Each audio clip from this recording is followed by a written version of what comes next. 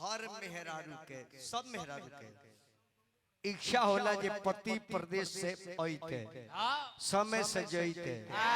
और पति के भी शौक होला कि पत्नी से मिले के चाहे और जहाँ रही तहाँ पत्नी के राखी काहे कि मेहरारू के पति चाहिए संपत्ति से मतलब नहीं खे औरत को पति चाहिए संपत्ति होके चाहे ना होके मेहरारू के पलानी में राखी तिरपाल गिर के राखी लेकिन ओकरा के प्यार दी अरे वह प्यार खाती आयल भी धन खाती लेके आई पलानी में बिया पलानी चुअता वही में भीजती प्रेम से जाके खाली कह दी तो कहू भीज गलू ना अच्छा जादू जी से बतियोले बन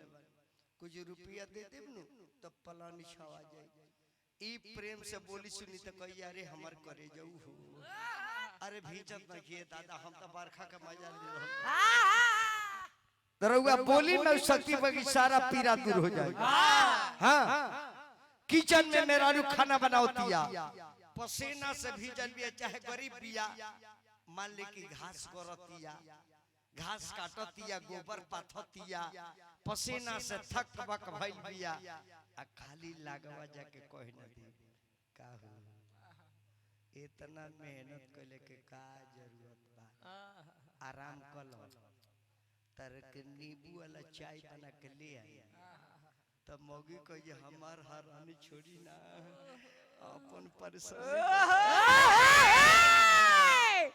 अब बहुत ऐसा भी मरद रहुआ देखो तो के घर जाता रे सुनता रे रे कुकुरी कौन भाषा रे ऊ कहती रहुआ तू कब रे सुनता रे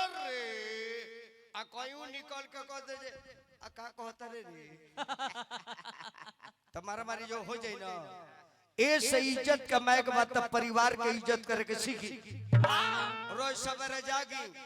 स्नान करके लोटा जल्दी सूर्य भगवान के और बाद लोटा लेके दूगो लड्डू चाह के ओकरो के गोल लागी अब माता भाई रउल से कहता नहीं जल मरद गरियावत होके रुआ के मारत होके बेइज्जत करत होके ओकरा के सवेरे खाली पेट 3 बेलना मारी ए महाराज जी कुल नानु सिखावल जाला काहे न सिखाए तबनु का कोई गैस ना बनी यहां 3 बेलना खइले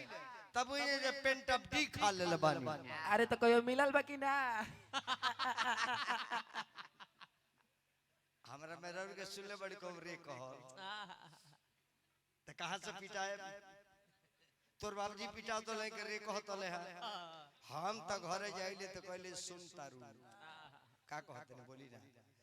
बे हमर मेहरारू कहले सब्जी ने के बना सको तोरा पता बा कि ना का बनी तौने बनी पहले उ नमक रोटी खाई उपास रह जाए लेकिन पूछिए के त भोजन बनी एकरा पीछे ओकर इज्जत न कइल बा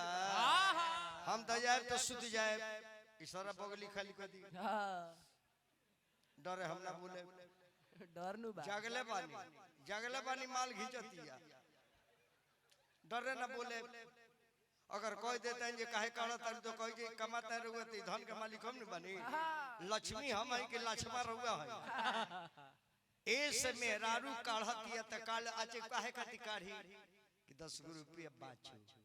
कहीं बगली में रही तो कहीं नाजायज खर्चा हो जाए फिर ओकरा से घटी तो मांग लिया जाई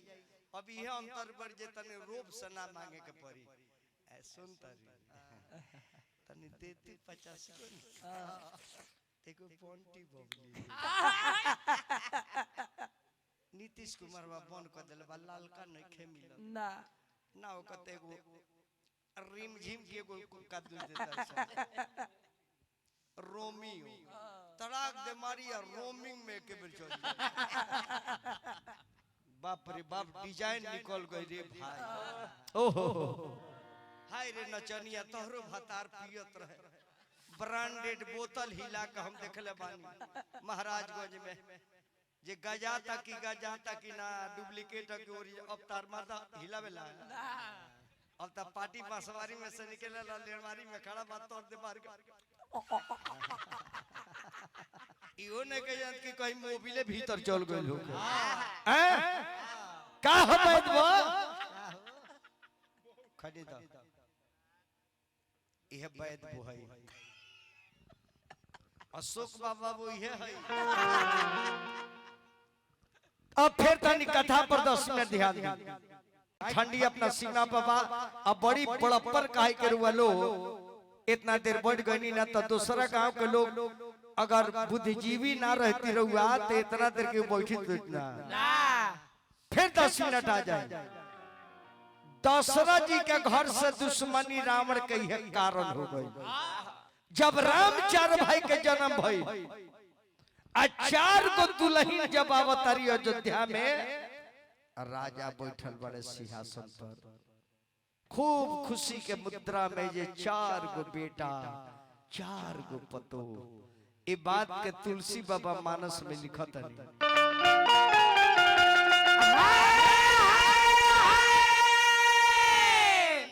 जब तेरा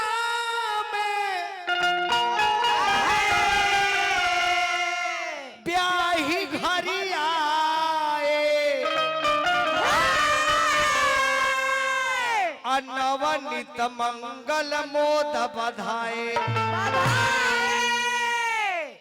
रोज प्रतिदिन मंगल होता महल में 12 वर्ष तक मंगल भइल पतो होलो कैला पर एवरा 12 दिन में 12 कर्म लग जाता। अब 12 वर्ष ले मंगल गीत राजा बैठल बारे राज दरबार में सामने एगो आईना बा। आईना में राजा चेहरा देख के मुस्कुरा रहल बाड़े तो देखत रे राजा दशरथ जी ये माथा के जन मुकुट बा इतनी टेढ़ हो गई बा लगले एने से सोज करे त कान के बाल एगो सफेद लौकल त राजा अनुभव करे लगले ये कान के बाल के पकला के मतलब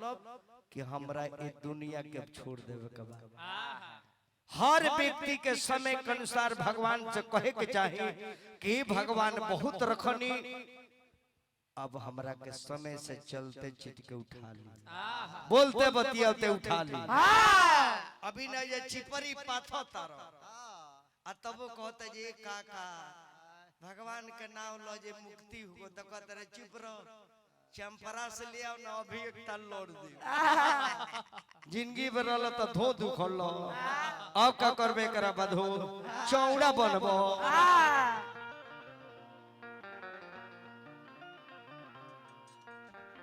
आदमी के समय आ जाओ तो भगवान से कहे जाइए हमारे के बोलते बतियाते कि बेटा पतो हमार सेवा ना करे जब चलिए जाए के बा मरे के बोलले बा तो चिपरी बात के कहे के मरे के हो ना तो बड़ी गजन होई।